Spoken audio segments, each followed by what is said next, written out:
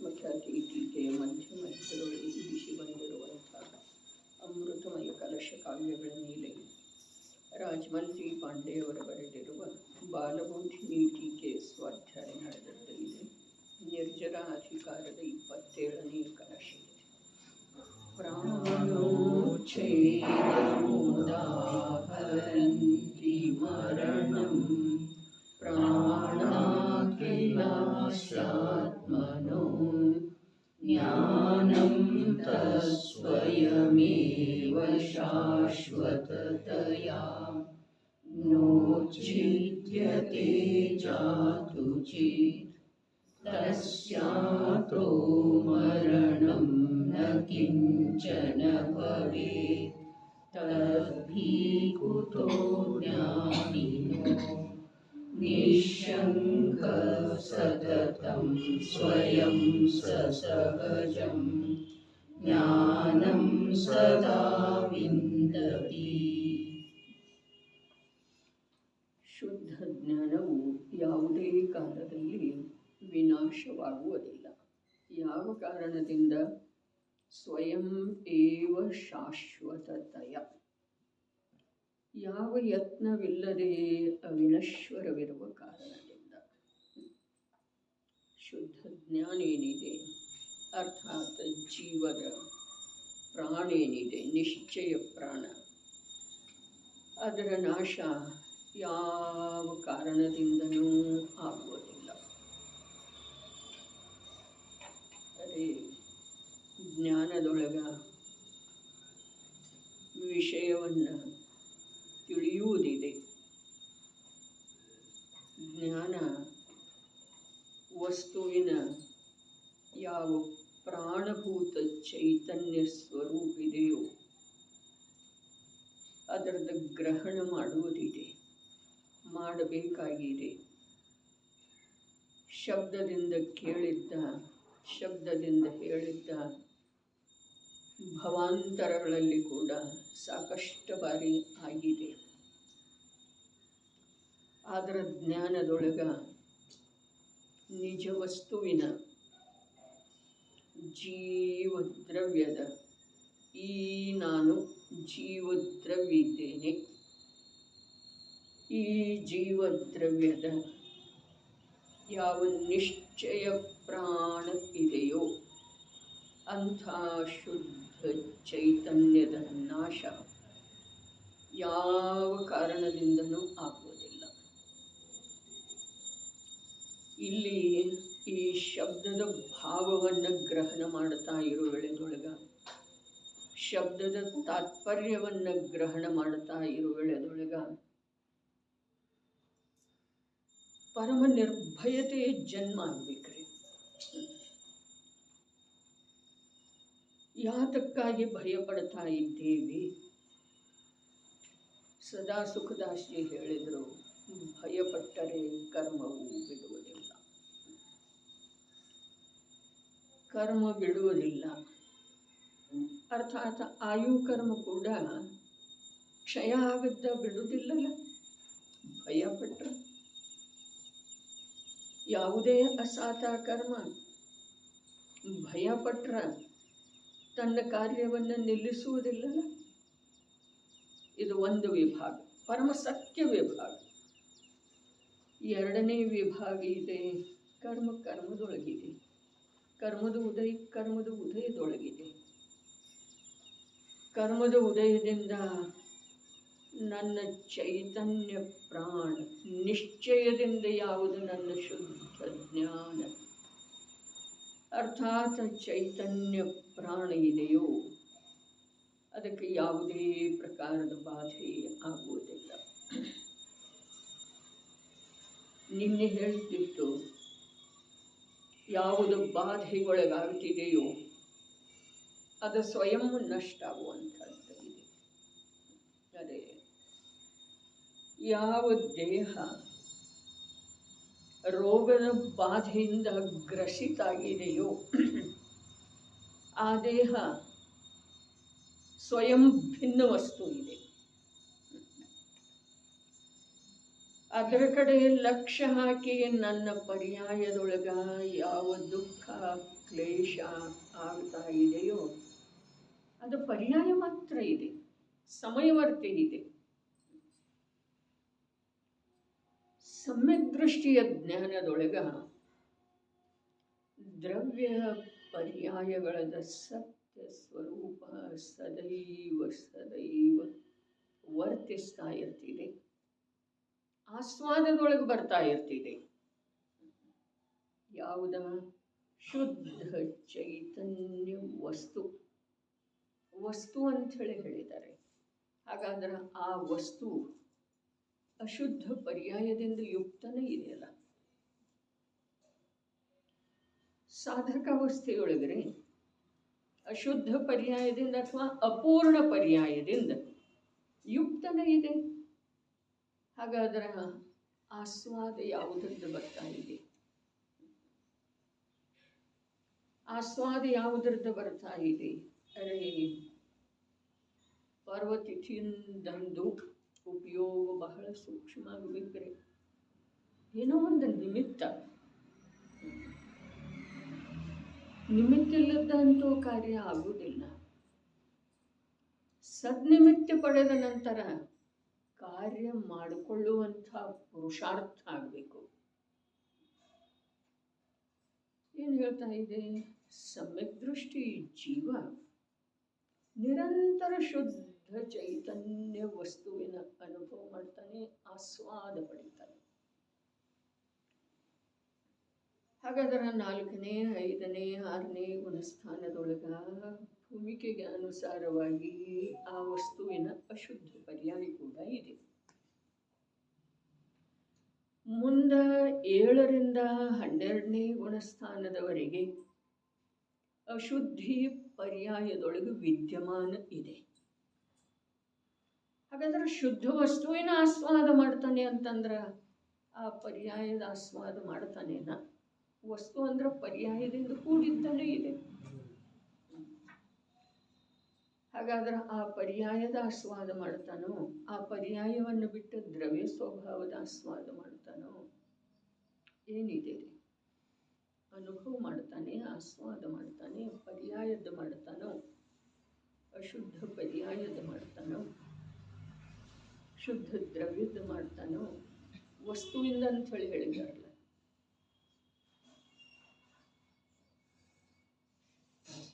ಶುದ್ಧ ಚೈತನ್ಯ ವಸ್ತುವಿಂದ ಅಂತ ಹೇಳಿ. ವಸ್ತು ಪರ್ಯಾಯದಿಂದ ರಹಿತ ಯಾವ ಕಾಲಕ್ಕೂ ಇರುವುದಿಲ್ಲ. ಹಾಗಾದ್ರೆ ಎರಡಕ್ಕೂ ಮಿಶ್ರ ಅನುಭವ ಮಾಡ್ತಾನೇನ? ಇಲ್ಲ, ಹೇಳಲಿಲ್ಲಲ್ಲ ಹಾಗೆ. ಸಮ್ಯಕ್ ದೃಷ್ಟಿ ಜೀವ ಶುದ್ಧ ಚೈತನ್ಯ ವಸ್ತುವಿನ ಅನುಭವ ಮಾಡ್ತಾನೆ, ಆಸ್ವಾದ ಮಾಡ್ತಾನೆ.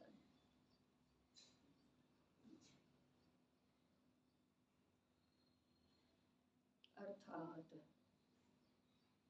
ಆ ಚೈತನ್ಯ ವಸ್ತುವಿನ ನಿತ್ಯಾನಿತ್ಯ ಸ್ವರೂಪವನ್ನು ಯಥಾರ್ಥವಾಗಿ ತಿಳಿತಾನಲ್ಲ, ಆ ತಿಳಿಯುವುದರ ಆಸ್ವಾದ.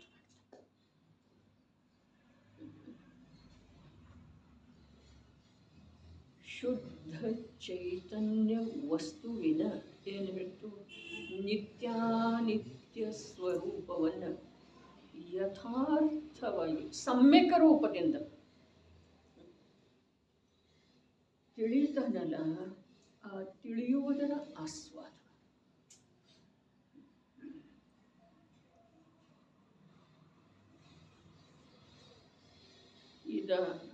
ಈ ಜೀವಕ್ಕ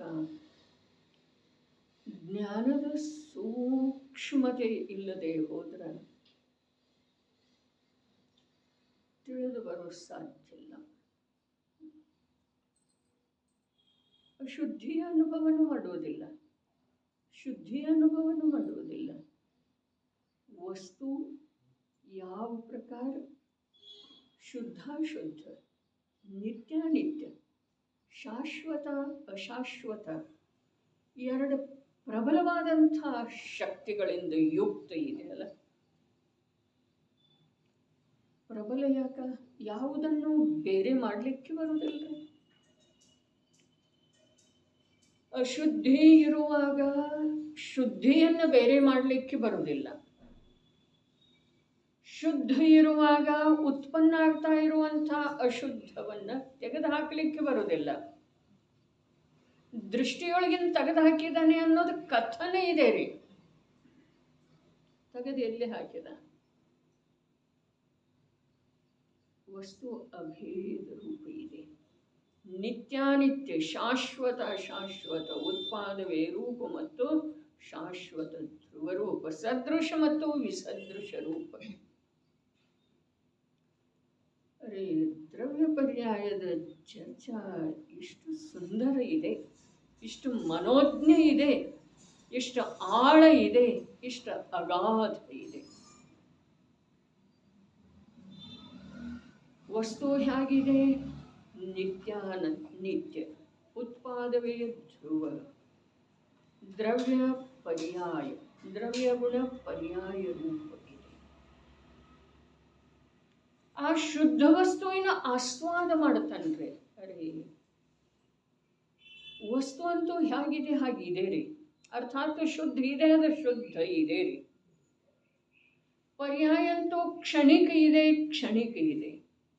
ಅದು ಹೇಗಿರಬೇಕೋ ಹಾಗಿದೆ. ಅದು ಕೂಡ ಅದು ಪ್ರಬಲ ಇದೆ, ಇದು ಪ್ರಬಲ ಇದೆ.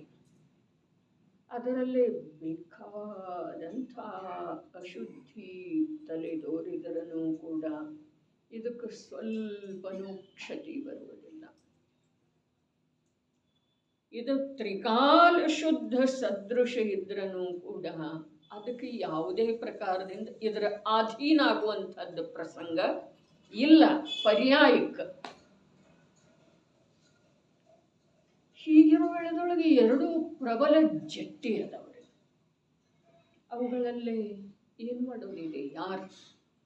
ಯಾರೇನು ಮಾಡೋದಿದೆ? ಅವುಗಳ ಸ್ವರೂಪ ಹೇಗಿದೆ ಅಲ್ಲ, ಹಾಗೆ ಸಮ್ಯಕ ರೂಪದಿಂದ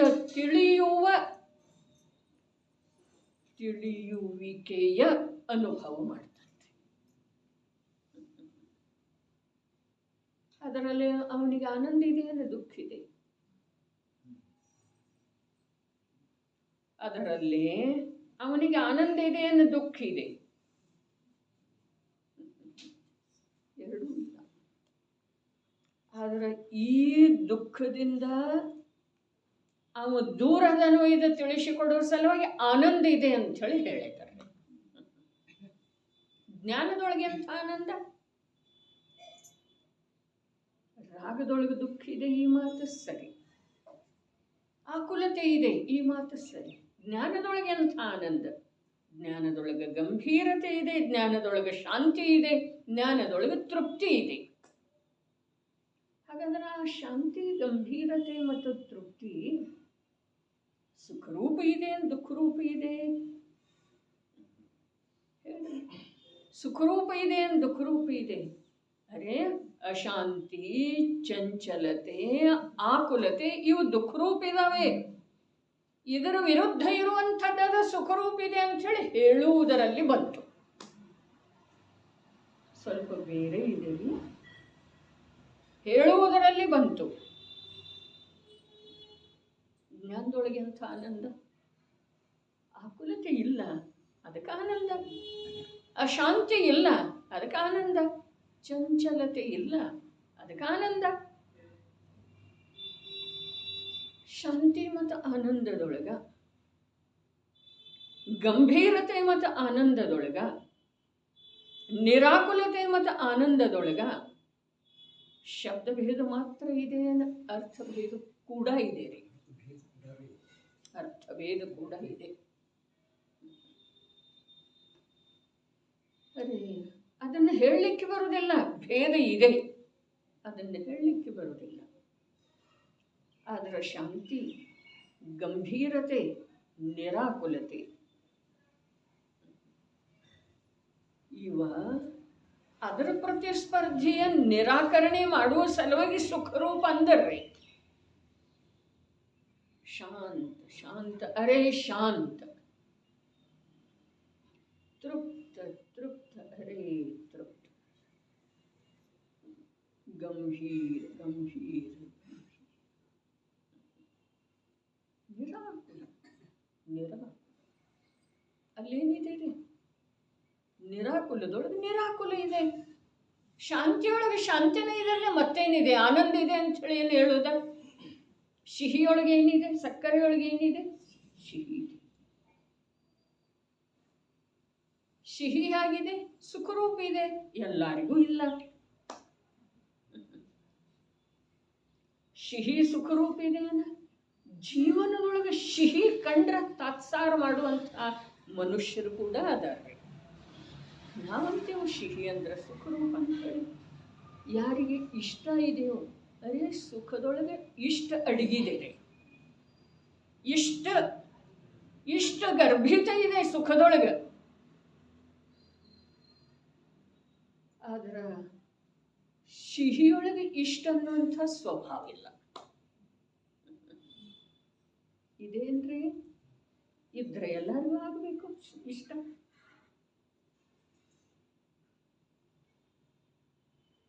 ಈ ಲೋಕದೊಳಗ ಪದಾರ್ಥಗಳ ಜೊತೆಗೆ ವ್ಯವಹರಿಸುವಂಥ ಜೀವರುಗಳ ಪ್ರವೃತ್ತಿಯನ್ನು ನೋಡಿದರೆ ಪದಾರ್ಥಗಳ ಎಷ್ಟು ಸ್ವಾಭಾವಿಕ ಇದ್ದಾವೆ. ಯಾವುದೇ ಪ್ರಕಾರದಿಂದ ಅವುಗಳಲ್ಲೇ ಜೀವರುಗಳಿಗೆ ಬೇಕಾದಂಥ ಗುಣ ಇಲ್ಲ.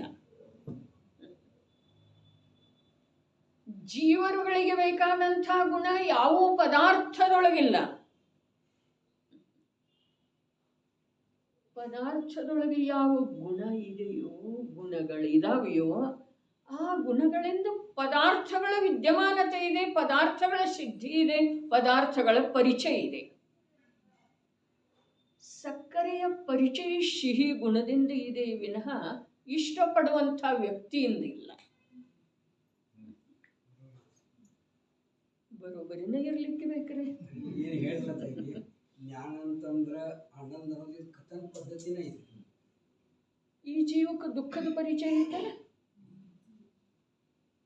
ಈ ಜೀವವನ್ನ ಆ ದುಃಖದಿಂದ ಬಿಡಿಸೋದಿದೆಯಲ್ಲ, ಅದಕ್ಕೆ ಅವನ ಭಾಷೆಯೊಳಗೆ ಹೇಳಿದ್ದಾರೆ. ಜ್ಞಾನದೊಳಗೆ ಎಂಥ ಸುಖ ರೀ! ಜ್ಞಾನದೊಳಗೆ ಏನಿದೆ? ಸುಧಾತಾಯಿ 3 ಮಾತು ಹೇಳಿದ್ದಿದೆ. ಶಾಂತಿ ಇದೆ, ತೃಪ್ತಿ ಇದೆ, ಗಂಭೀರತೆ ಇದೆ. ಎಲ್ಲಿ ವಸ್ತು ಸ್ವರೂಪದ ಜ್ಞಾನ ಇಲ್ಲವೋ ಅಲ್ಲಿ ಅಶಾಂತಿ ಇದೆ, ಚಂಚಲತೆ ಇದೆ, ಆಕುಲತೆ ಇದೆ, ಅಸಮಾಧಾನ, ನಿರಂತರ ಅಸಮಾಧಾನ. ಶಾಂತ ಚಿತ್ತ ಏನಿದೆ? ಅದೇ ಅವೆಲ್ಲ ಸ್ವಲ್ಪ ನಡು ಎತ್ಕೊಳ್ಬೇಕ್ರಿ. ಏನು ಮಾಡೋಣ? ಗಂಟೆ ಅಂದ್ರೆ ಬಹಳ ಸಣ್ಣದಿದೆ ರೀ.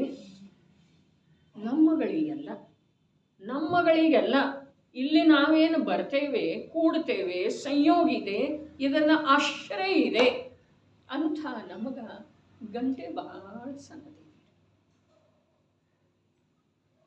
ಅರೆ ಎಂಥ ಗಾಥಾ ಸಮೂಹ ರಾಶಿ ಉಪಲಬ್ಧ ಇದೆ, ಎಂಥ ಭಜನೆಗಳಿದ್ದಾವೆ, ಎಂಥ ಪದ್ಯಗಳಿದ್ದಾವೆ, ಸಾಮಾಯಿಕದ ಪದ್ಯ, ದ್ವಾದಶಾನುಪ್ರೇಕ್ಷೆಯ ಪದ್ಯ, ಗಾಥಾ ರತ್ನಾಕರಣ ಪದ್ಯಗಳ ಎಂಥ ಅದ್ಭುತ. ಆದರೆ ಈ ಕಲಶ ಇದನ್ನು ಬಿಡ್ಲಿಕ್ಕೆ ಆಗ್ತಿದೆ. ಈ ಅಂದ್ರೆ ಇದು ಒಂದೇ ಅಲ್ಲ, ಈ ಕಲಶಗಳ ಆ ಸಂಪದ ಅದನ್ನು ಅಲಕ್ಷ್ಯ ಮಾಡ್ಲಿಕ್ಕೆ ಆಗ್ತಿದೆ.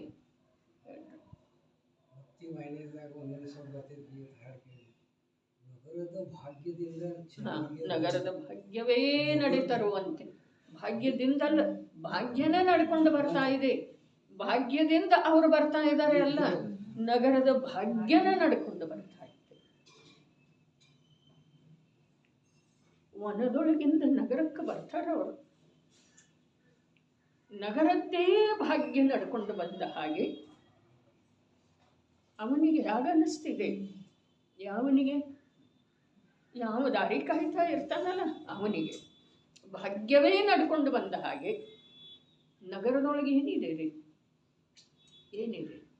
ನಗರದೊಳಗೆ ಬರೇ ಅಧರ್ಮ ಇದೆ, ಸಂಸಾರ ಇದೆ, ಪಾಪ ಇದೆ, ಚತುರ್ಗತಿಗಳ ಬಂಧವಾಗುವಂತಹ ಭಾವಗಳಿಗೆ ನಿಮಿತ್ತ ಸಂಗ್ರಹ ಇದೆ. ಆದ್ರೆ ಧರ್ಮದ ಸಾಕಾರ ಮೂರ್ತಿ ಅದರಲ್ಲ ಅವರೇ ಭಾಗ್ಯದಿಂದ ಕಾಣಿಸ್ತಾರೆ.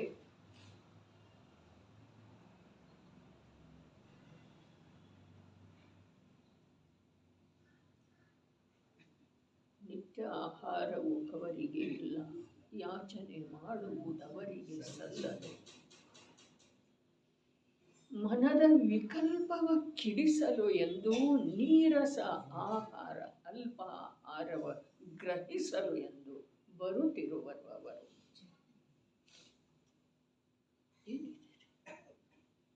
ಮನದ ವಿಕಲ್ಪವ ಕಿಡಿಸಲು ಎಂದು, ನಾಶ ಮಾಡುವ ಸಲುವಾಗಿ.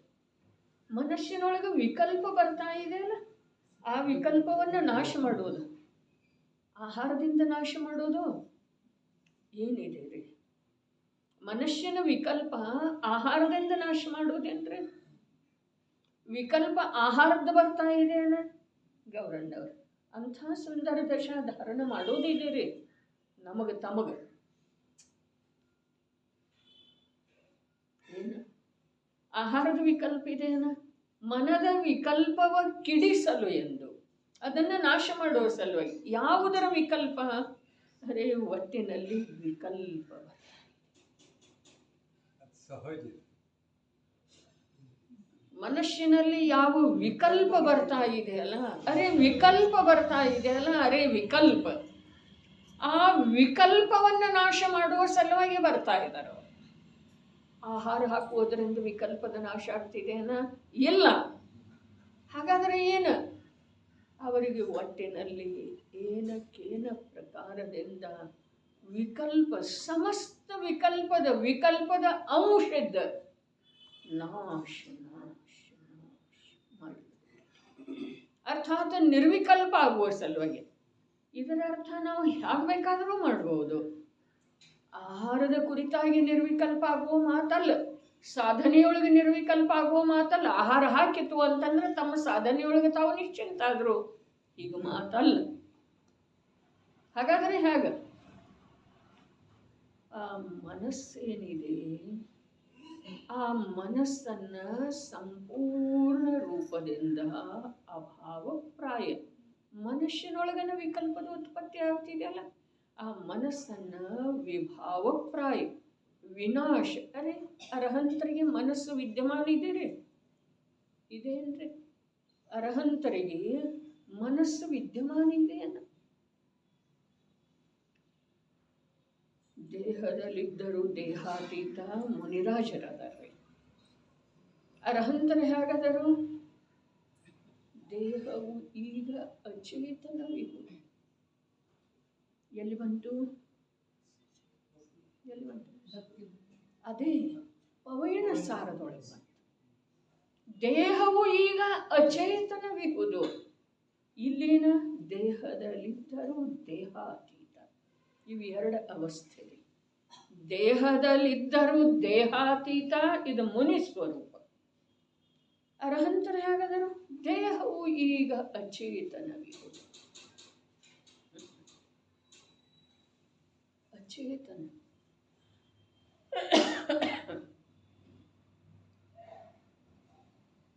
ಚೈತನ್ಯದ ಸಂಚಾರ ಇಲ್ಲ ಅದರಲ್ಲಿ ಅಂಥೇಳಿನ ದಿವ್ಯಧ್ವನಿ ಹೊರಡ್ತಿದೆ. ಆವಾಗ ತುಟಿ ನಾಲಿಗೆಗಳ ಸಂಚಾರ ಇಲ್ಲ.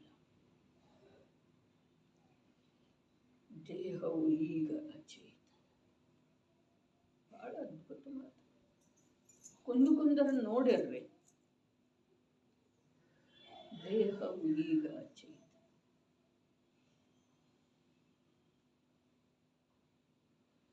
ದೇಹವು ದೇಹದ ಯೋಗ್ಯತೆಯಿಂದ, ಆತ್ಮನು ಆತ್ಮನ ಯೋಗ್ಯತೆಯಿಂದ ಆಗಸದೊಳಗೆ ತೇಲಿದ್ದ.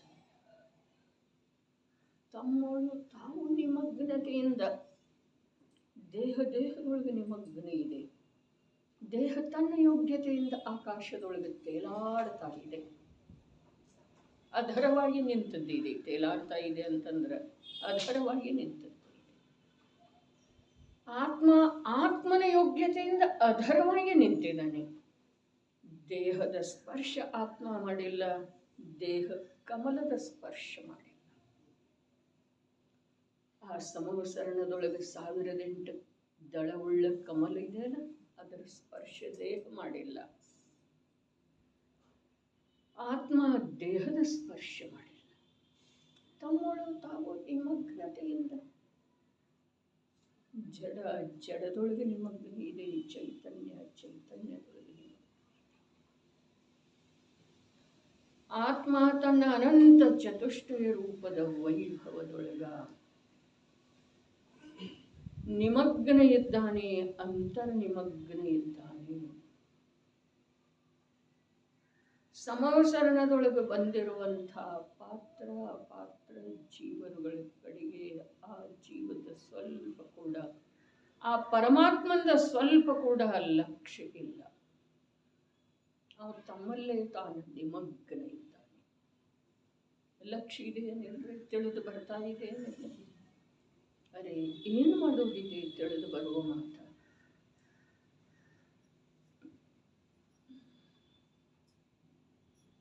ಸಿಂಹ ತಿಂತಾ ಇದೆ ದುರ್ಬಲ ಜಿಂಕೆಯನ್ನ. ಇಲ್ಲೇ ಎದುರಿಗೆನ ಮುನಿ ಭಗವಂತರ ಕಣ್ಣು ಬಿಟ್ಟು ನೋಡಿದ್ದಾರೆ. ಆದರೂ ಕೂಡ ನೋಡಲೇ ಇಲ್ಲ. ಯಾಕೆ ನೋಡಲಿಲ್ಲ? ಹೇಗೆ ನೋಡಲಿಲ್ಲ?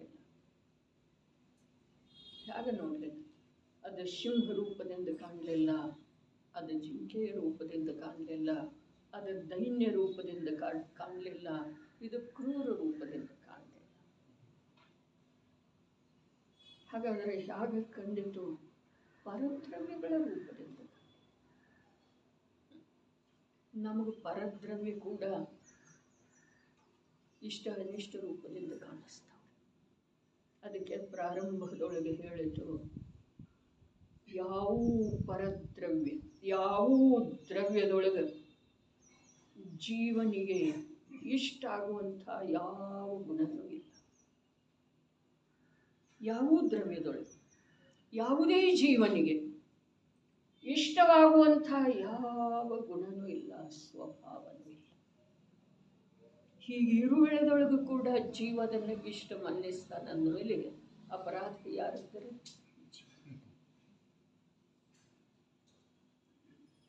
ಮುನಿಯ ಸ್ವರೂಪ ಏನಿದೆ, ಅರಹಂತರ ಸ್ವರೂಪ ಏನಿದೆ, ಅವು ಎರಡೂ ಬಹಳ ಮುಖ್ಯದವರೇ. ಯಾವುದರ ಸಲುವಾಗಿ? ಸಮ್ಯಕ್ ದರ್ಶನದ ಸಲುವಾಗಿ. ಸಮ್ಯಕ್ ದರ್ಶನ ಆತ್ಮಾನುಭೂತಿ ರೂಪ ಇದೆ. ಈ ಮಾತು ಸತ್ಯ ಇದ್ರೂ ಕೂಡ ಯಥಾರ್ಥ ದೇವಶಾಸ್ತ್ರ ಗುರುಗಳ ಶ್ರದ್ಧೆ ಕೂಡ ಆ ಸಮ್ಯಕ್ ದರ್ಶನದ ಅವಿಭಾಗಿ ಅಂಗ ಇದೆ. ಅವಿಭಾಗಿ ಅಂಗ ಇದೆ. ಯಾರಿಗೆ ದೇವನ ನಿರ್ಣಯ ಇಲ್ಲ ಅವರಿಗೆ ಆತ್ಮಾನುಭೂತಿ ಆಗೋ ಸಾಧ್ಯ ಇಲ್ಲ. ಯಾರಿಗೆ ಗುರುವಿನ ನಿರ್ಣಯ ಇಲ್ಲ ಅವರಿಗೆ ಆತ್ಮಾನುಭೂತಿ ಆಗೋ ಸಾಧ್ಯ ಇಲ್ಲ. ಯಾರಿಗೆ ವೀತರಾಗತಿಯ ಪೋಷಕವೇ ಇದೆ ಅನ್ನುವ ರೂಪದಿಂದ, ಅರೆ ಪೋಷಕವೇ ಆಗಬೇಕರೆ ಅದ ವೀತರಾಗತೆಯ ಉತ್ಪಾದಕವೇ ಆಗಬೇಕು. ಅಂಥ ಶಾಸ್ತ್ರದ ನಿರ್ಣಯ ಇಲ್ಲ, ಆ ಜೀವನಿಗೆ ಆತ್ಮನ ಅನುಭೂತಿ ಆಗುವುದಿಲ್ಲ. ಆತ್ಮನ ಅನುಭೂತಿ ಯಾವ ಜೀವಕ್ಕ ಆಗತಿದೆಯೋ ಆ ಜೀವಕ್ಕ ದೇವಶಾಸ್ತ್ರ ಗುರುಗಳ ನಿರ್ಣಯ ನಿಯಮ ರೂಪದಿಂದ ಇರ್ತಿದೆ. ಅದರಿಂದ ಇದಾಗುವುದಿಲ್ಲ, ಇದರಿಂದ ಅದಾಗುವುದಿಲ್ಲ. ಈ ಮಾತು ಸತ್ಯ. ಇದರಿಂದ ಅದಾಗುವುದಿಲ್ಲ. ಅರೆ ಸಮ್ಯಕ್ ದರ್ಶನ ಆತ್ಮಾನುಭೂತಿ ರೂಪದ ಸಮ್ಯಕ್ ದರ್ಶನದಿಂದ ದೇವಶಾಸ್ತ್ರ ಗುರುವಿನ ನಿರ್ಣಯ ಆಗ್ತಿದೆ. ಹೀಗಿಲ್ಲ. ಯಥಾರ್ಥ ದೇವಶಾಸ್ತ್ರ ಗುರುವಿನ ನಿರ್ಣಯದಿಂದ ಸಮ್ಯಕ್ ದರ್ಶನ ಆಗ್ತಿದೆ. ಹೀಗಿಲ್ಲ.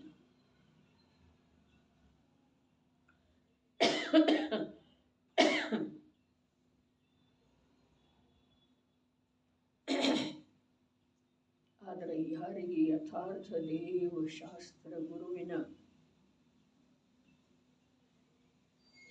ನಿರ್ಣಯ ಆಗಿದೆಯೋ ಅವನಿಗೆ ಆತ್ಮನ ಅನುಭೂತಿ ಆಗಿಯೇ ಆಗಿದೆ. ಯಾವನಿಗೆ ಆತ್ಮನ ಅನುಭೂತಿ ಆಗಿದೆಯೋ ಅವನಿಗೆ ದೇವಶಾಸ್ತ್ರ ಗುರುವಿನ ಬಗ್ಗೆ ಸಂದೇಹ ಇರೋದು ಸಾಧ್ಯ ಇಲ್ಲ. ಗುರು ಹೇಗಿರ್ತಾರೆ?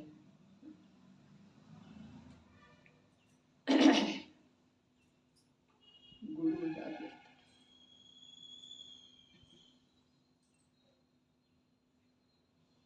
ಅವರ ಗರಿಮಾ ಎಂಥದ್ದು ಇದೆ, ಅವರ ಶಾಂತಿ ಅಂಥದ್ದು ಇದೆ, ಅವರ ನಿರಾಕುಲತೆ ಅಂಥದ್ದು. ನಿರ್ಜನ ಅಧಿಕಾರದೊಳಗ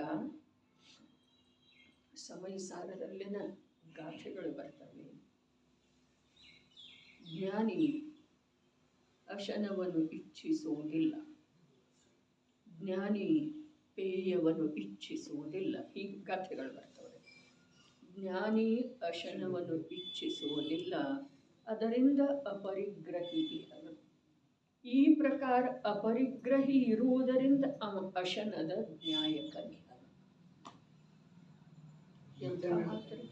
ಮತ್ತೊಂದು ಆ ಜ್ಞಾನಿ ಜೀವ ಏನದನ್ನಲ್ಲ, ಅಶನವನ್ನು ಇಚ್ಛಿಸುವುದಿಲ್ಲ. ಆಹಾರವನ್ನು ಅಷ್ಟಮಿ ತಿಥಿ ಇದೆಯಲ್ಲ, ಜ್ಞಾನಿ ಅಶನವನ್ನು ಇಚ್ಛಿಸುವುದಿಲ್ಲ, ಅದರಿಂದ ಅವ ಅಪರಿಗ್ರಹಿ ಇದ್ದಾನೆ.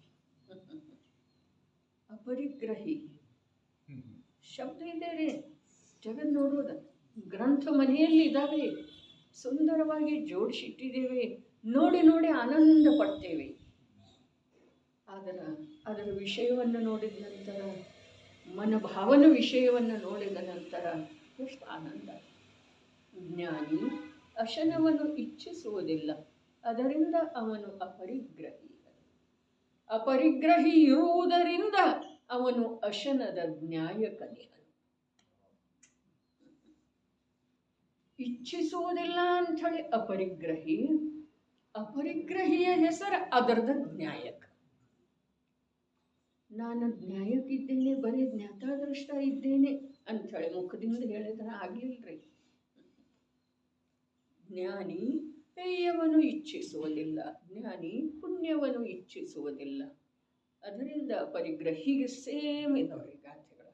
ಜ್ಞಾನಿ ಪುಣ್ಯವನ್ನು ಇಚ್ಛಿಸುವುದಿಲ್ಲ, ಅದರಿಂದ ಅವ ಅಪರಿಗ್ರಹಿ ಇದ್ದಾನೆ. ಅರೆ ರೇ, ಇಚ್ಛಾ ಏನಿದೆ ಅದು ಪರಿಗ್ರಹ ಇದೆ. ನಿನ್ನೆ ಹೇಳಿದಲ್ಲ, ಎಂಥ ಪುಣ್ಯದ ಉದಯ, ಎಷ್ಟು ಆಸ್ತಿ. ಅರೆ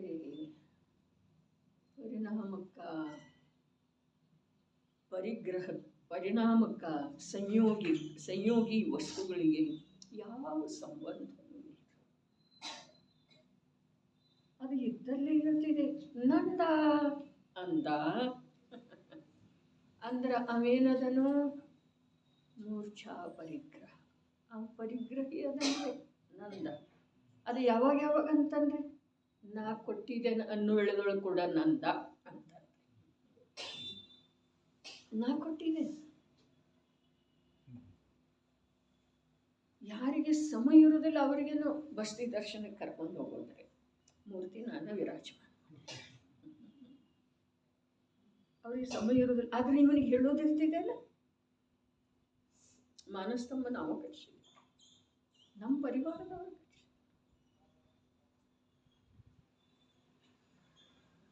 ನಮ್ಮ ಪರಿವಾರದವರು. ನಾವು ಹುಟ್ಟಿರ್ಲಿಲ್ಲ ಅವಾಗ ಇನ್ನು, ಆದರೂ ನಮ್ದು.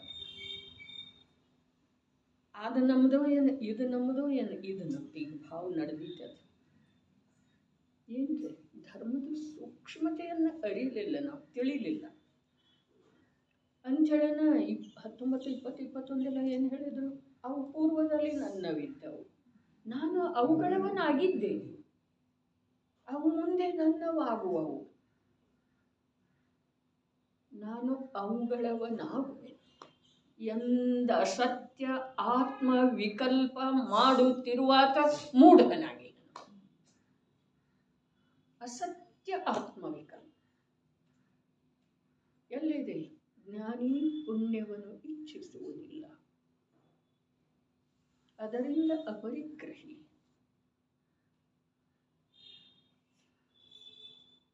ಅಪರಿಗ್ರಹಿ ಇರುವುದರಿಂದ ಅವನು ಪುಣ್ಯದ ನ್ಯಾಯಕನಾಗಿ.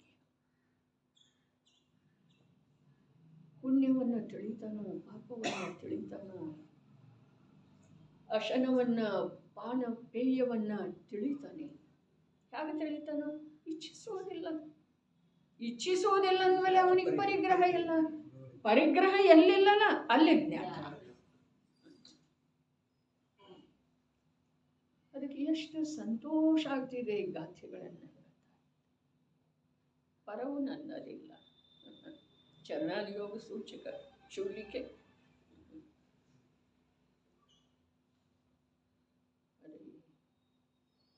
ನನ್ನ ಜನಕನ ಆತ್ಮನೇ, ನಿನ್ನ ಆತ್ಮನು ನನ್ನ ಆತ್ಮನಿಗೆ ಜನ್ಮ ಕೊಡಲಿ. ನಿಶ್ಚಯದಿಂದ ಇಲ್ಲ ಅಂತ ಹೇಳ್ತಾರೆ.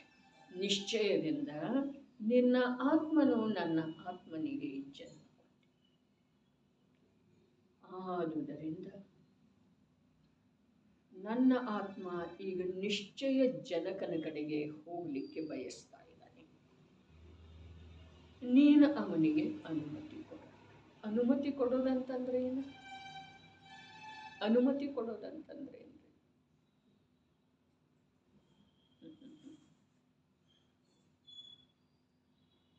ಈ ನನ್ನ ಆತ್ಮ ತನ್ನ ನಿಜವಾದ ಜನಕನ ಕಡೆಗೆ ಹೊರಟಿದ್ದಾನೆ.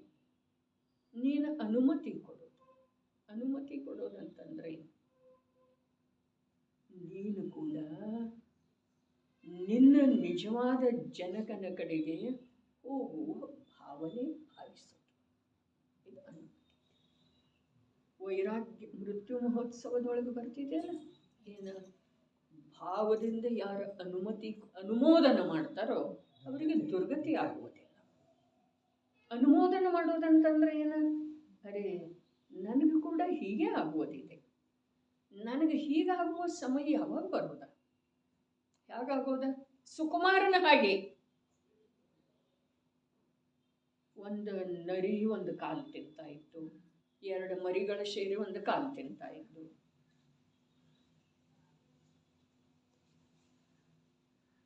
ಕಥೆ ಕೇಳೋದು ಸುಲಭ ಇದೆಯಲ್ಲ, ಧರ್ಮದ ಕಥೆ. ಆದರೆ ಕಥೆಯೊಳಗಿಂದ ಧರ್ಮವನ್ನು ತಿಳಿಯೋದು ಕಠಿಣ ಇದೆ. ಅನುಮೋದನೆ ಮಾಡೋದಂತಂದ್ರೆ ಏನು? ಧನ್ಯ ಇದೆಯಲ್ಲ, ನನ್ನ ಹಾಗೆ ದೇಹ ಧಾರಣ ಮಾಡಿ ದೇಹಾತೀತ ಆತ್ಮಸ್ವರೂಪದೊಳಗೆ ನಿಮಗ್ನ ಇರುವಂಥ ದಶಾವಿಶೇಷ ಧನ್ಯ ಇದೆಯಲ್ಲ, ಅಂಥ ಧನ್ಯ ಅವಸರ ನನ್ನ ಜೀವನದೊಳಗೆ ಯಾವಾಗ? ಒಂದು ಸೊಳ್ಳೆ ಕಚ್ಚಿದ್ರೆ ಎಷ್ಟೊಂದು ಕೋಲಾಹಲ್ರಿ. ನಾನು ಮಾಡ್ತಾ ಇದ್ದೇನೆ. ಪ್ರತ್ಯಕ್ಷ ಶರೀರವನ್ನು ಶಿವ ತಿಂತಾ ಇದ್ದನು ಸುಕೌಶಲ ಮುನಿ. ಏನು ಆ ದೇಹದಿಂದ ಭಿನ್ನ ಮಾತೇನಿದೆ, ಆ ದೇಹದಿಂದ ವಿಜಾತೀಯ ವಿಲಕ್ಷಣನಾದಂಥ ಚೈತನ್ಯ ಸ್ವರೂಪಿ ನಿಜಾತ್ಮನಲ್ಲೇ ಅಂತರ್ನಿಮಗ್ನ ಇರುವಂಥ ದಶಾ ಧನ್ಯ ಇದೆ. ಸ್ವಲ್ಪ ಎಲ್ಲರೇ ಹೋಗ್ತಾ ಹೋಗ್ತಾ ಕಾಲಿಗೆ ಏನಾದರೂ ತಾಗಿತು ಅಂತಂದ್ರೆ ಎಷ್ಟು ನೋವಾಗ್ತಿದೆ, ಪೆಟ್ಟಾಗ್ತಿದೆ, ಎಡವುತ್ತಿದೆ, ಬಟ್ ಒಡೆದು ಹೋಗ್ತಿದೆ ಅಂತಲೇ ಉಗುರು ಕಿಚ್ಚು ಹೋಗ್ತಿದೆ. ಅದು ಎಷ್ಟಿದೆ? ಅದನ್ನು ಸಹನೆ ಅಂತೂ ಮಾಡಬೇಕಲ್ಲ. ಮೇಲೆ ಉಪಾಯ ಮಾಡ್ರಿ, ಪಟ್ಟಿ ಕಟ್ರಿ, ಡ್ರೆಸ್ಸಿಂಗ್ ಮಾಡ್ರಿ, ಔಷಧಿ ಹಚ್ಚರಿ, ಮೊಲಾಮ ಹಚ್ಚರಿ.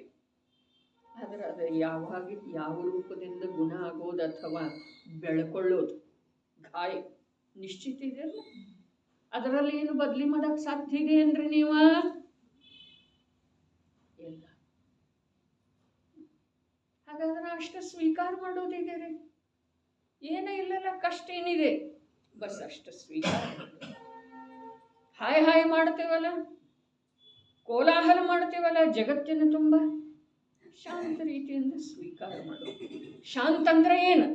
ಜ್ಞಾನದೊಳಗೆ ತಿಳಿಯೋದಾದ ಭಿನ್ನ ಪದಾರ್ಥ ಇದೆ ಅಂತ ಹೇಳಿ, ಜ್ಞಾನದೊಳಗೆ ತಿಳಿಯೋದ ಅನಾದಿ ಕಾಲದ ಏಕತ್ವ ಬುದ್ಧಿಯಿಂದ ನನಗೆ ದುಃಖ ಆಗ್ತಾ ಇದೆ. ಏಕತ್ವ ಬುದ್ಧಿಯಿಂದ ಭಿನ್ನ ಪದಾರ್ಥದೊಳಗೆ ಏಕತ್ವ ಮನ್ನಿಸುವ ಅಪರಾಧದಿಂದ ನನಗೆ ದುಃಖ ಆಗ್ತಾ ಇದೆ. ಇಷ್ಟು ವಾಸ್ತವಿಕತೆಯನ್ನು ತಿಳಿದ್ರೆ ದುಃಖದ ಮಾತ್ರ ಕಮ್ಮಿ ಆಗ್ತಿದೆ ಏನಿಲ್ಲ, ಮಾಡಿಕೊಂಡು ನೋಡೋದಿಲ್ರಿ.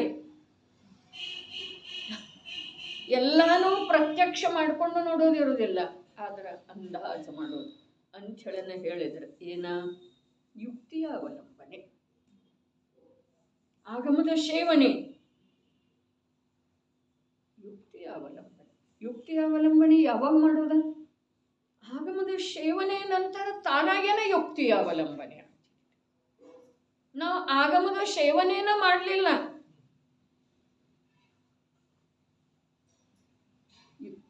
ಕಷ್ಟ ಬಂದ ನಂತರ ಯುಕ್ತಿಯಿಂದ ಹೇಗೆ ಭಿನ್ನ ಉಳಿಯೋದ್ರಿ? ಯುಕ್ತಿ ಮಾಡೋದು, ಉಪಾಯ ಮಾಡೋದು, ಏನ ಭಿನ್ನ ಉಳಿಯುವ ಉಪಾಯ ಮಾಡೋದು. ಆದ್ರೆ ಭಿನ್ನತ್ವದ ಜ್ಞಾನ ಆಗುವ ಹಾಗೆ ಆಗಮದ ಸೇವನೆನ ಮಾಡಲಿಲ್ಲಲ್ಲ. ಕ್ರಮ ಹೇಗಿದೆ ಜಿನಾಗಮದೊಳಗ ನಾವು ಮಾಡ್ತಾ ಇರೋದೇನ? ಮನಸ್ಸಿಗೆ ಬಂದ ಹಾಗೆ ಮಾಡಿದ್ರೆ ನಾವು ಎಲ್ಲಿ ಹೋಗೋದ? ದುಃಖದ ಸಾಗರದೊಳಗನ ಮುಳುಗೋದ್ರೆ. ಎಷ್ಟೆಷ್ಟೋ ವಿಷಯ ಎಲ್ಲೆಲ್ಲೋ ಹೋಯ್ತ್ರಿ. ಹೋದರನು ಕೂಡ ಇಲ್ಲಿ ಇದನ್ನೇ ತಿಳ್ಕೊಳ್ಳೋದಿದೆ. ಏನು ತಿಳ್ಕೊಳ್ಳೋದಿದೆ? ನನ್ನ ನಿಶ್ಚಯದಿಂದ ಯಾವ ಚೈತನ್ಯ ಪ್ರಾಣ ಇದೆಯೋ ಅದು ಯಾವ ಕಾರಣದಿಂದಲೂ ನಾಶ ಆಗುವುದಿಲ್ಲ. ಇನ್ನು ವ್ಯವಹಾರದಿಂದ ಯಾವ 10 ಪ್ರಾಣ ಅದಾವಲ್ಲ, ಅವೇನದವು? ಅವ ನಾಶ ಆಗೋವನ ಅದಾವ. ಯಾವಾಗ ಅವುಗಳ ಸಮಯ ಬಂದ ಮೇಲೆ. ನೀನು ಯಾವಾಗ ಅಂಥೇಳಿ ಕೇಳಿದ್ರೆ ಹೇಳಲಿಕ್ಕೆ ಅದ್ರ ಹತ್ರ ಉತ್ತರ ಇಲ್ಲ. ಇಂಥ ವರ್ಷ, ಇಂಥ ತಿಂಗಳ, ಇಂಥ ದಿವಸ, ಇಷ್ಟು ಗಂಟೆಗ ಅವಶ್ಯಕ್ಕಿಲ್ಲ. ನಿನಗೆ ಉತ್ತರ ಕೊಡೋದು, ನಿನ್ನ ಎಲ್ಲ ಪ್ರಶ್ನೆಗಳಿಗೆ ಉತ್ತರ ಕೊಡೋದು ಅನಿವಾರ್ಯ ಇಲ್ಲ. ಅವುಗಳ ಸಮಯ ಬಂದ ನಂತರ ಅವು ನಷ್ಟ ಆಗೋ. ಇನ್ನು ಯಾವ ನಷ್ಟನ ಆಗುವುದವು? ಒಂದು ಮಾತು, ಸಮಯದೊಳಗನ ನಷ್ಟ ಆಗುವುದವು. ಅವುಗಳದ್ದು ಯಾವ ರೀತಿ ಚಿಂತನೆ ಮಾಡೋದರೆ, ಉಪಾಯ ಮಾಡೋದು ಅವುಗಳಿಗೆ ನಿಶ್ಚಿತ ಸಮಯದೊಳಗೆ ಮತ್ತು ನಷ್ಟ ಆಗುವುದವು ಮತ್ತು ನಿಶ್ಚಿತ ಸಮಯದೊಳಗೆ ನಷ್ಟ ಆಗುವುದು. ಹಾಗಾದ್ರೆ ನನ್ನ ಕರ್ತವ್ಯ ಅಲ್ಲಿ ಏನು ಉಳಿತಾರೆ? ಬರೀ ವಿಕಲ್ಪದೊಳಗೆ ತಾವು ಇದನ್ನು ನಂಬೋನು. ಯಾವಾಗ ಅನುಭೂತಿ ಆಗ್ತಿದೆ ಆಗಲಿ, ಯಾವಾಗ ನಿರ್ವಿಕಲ್ಪತೆ ಬರ್ತಿದೆ ಬರಲಿ. ಈಗ ಆಗಮದ ಆಧಾರದಿಂದ ವಿಕಲ್ಪದೊಳಗೆ ನಂಬೋನು. 4 ಪ್ರಾಣ ಅಥವಾ 10 ಪ್ರಾಣ ಏನದವು, ಅವು ನಾಶಶೀಲ ಅದವು. ಯಾವಾಗ? ತಮ್ಮ ಸಮಯ ಬಂದವೆ. ಇದು ಒಂದು ಮಾತು. ಇದನ್ನೇ ವಿರುದ್ಧವಾಗಿ ಉಲ್ಟಾ ಹೇಳಿದ್ರೆ, ತಮ್ಮ ಸಮಯ ಬಾರದ ವಿನಃ ಅವು ನಾಶ ಆಗೋದನೇ ಇಲ್ಲ. ಇನ್ನು ಸಮಯ ಬಂದ ನಂತರ ಅವು ಉಳಿಯೋದನ್ನ ಸಾಧ್ಯ ಇಲ್ಲ. ಹಾಗಾದ್ರೆ ಎರಡೂ ಕಡೆಯಿಂದ ನಿಶ್ಚಿತ ಆಯ್ತಲ್ಲ, ನನ್ನ ಕರ್ತವ್ಯ ಅದರಲ್ಲಿ ಏನೂ ಇಲ್ಲ ಅಂತೇಳಿ ಆಯ್ತು ಅಥವಾ ಇಲ್ರಿ? ಆಯ್ತು. ಖರೆ ಮಾಡೋರು ಯಾರ್ರಿ? ಯಾರದ ಭವಿತವ್ಯ ಉಜ್ವಲ ಇದೆಯೋ ಅವರು ಮಾಡೋದು. ಆಯು ಯಾವಾಗ ಪೂರ್ಣ ಆಗೋದ? ಅದರ ಸಮಯ ಬಂದ ಮೇಲೆ. ಕಣ್ಣು ಕಾಣಿಸೋದ, ಕಿವಿ ಕೇಳಿಸೋದ, ಇಂದ್ರಿಯ ಎಲ್ಲ ಪರಾವಲಂಬಿನ ಅದಾವಲ್ಲ, ಪರಸನ್ಮುಖನ ಅದಾವ, ಜಡವನ್ನೇ ತಿಳಿತಾವೆ. ಹಾಗಾದ್ರೆ ಆ ಜಡವನ್ನು ತಿಳಿಯುವ ಕಾರ್ಯದೊಳಗ ಯಾವ ನಿಮಿತ್ತ ಇದ್ದಾವೆ ಅವು ನಿಂತು ಹೋದು ಕಾರ್ಯ ಮಾಡುವುದನ್ನು ಬಿಟ್ಟು ಕೊಟ್ಟು ಅಂತಂದ್ರೆ ಲಾಭ ಇದೇನು ಹಾನಿ ಇದೆ ರೀ? ಏನಾಯ್ತು? ಲಾಭ ಇದೇನು ಹಾನಿ ಇದೆ? ಮುನಿರಾಜರಿಗೆ ಅವರಿಗೂ ಕುರುಡತನ ಬರಬಹುದು ಅಥವಾ ಇಲ್ರಿ? ಏನು ದೀಕ್ಷಾ ತಗೊಂಡ್ಮೇಲೆ ಅದೆಲ್ಲ ಬರುವುದಿಲ್ರಿ? ಬರುವುದಿಲ್ಲ. ಅವ್ರೇನು ಮಾಡ್ತಾರೆ?